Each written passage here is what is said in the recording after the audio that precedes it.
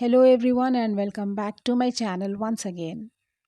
And today I am excited to share a Delhi based chaat recipe. This is Matar chaat recipe in street style. People in North India go just crazy about this yummy street style Matar chaat. So let's start making this recipe.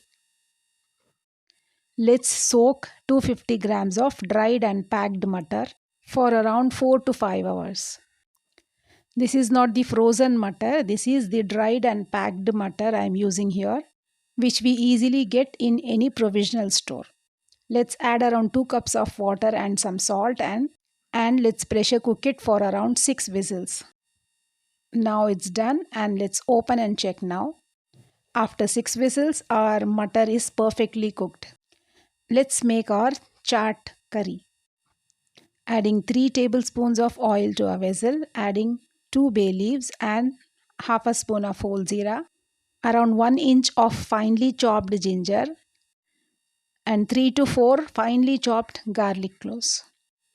Saute for few seconds. Let's add around 1 medium sized chopped onion. Saute until the onion turn golden brown. Adding 2 chopped green chilies, adding some turmeric powder. Same time, Kashmiri red chili powder 1 teaspoon and coriander powder 1 teaspoon. 1 medium sized grinded tomato. Let's add at this point. Let's saute all the ingredients well. Let's add little bit of water so that the masala should mixed well. At this point, let's add the boiled matar, adding some garam masala powder and some jeera powder, some chaat masala. Let's cover and cook for some time so that the masala and the matar should combine with each other.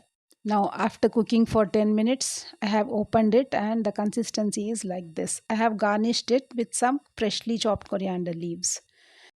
This is how the consistency we want for our chaat.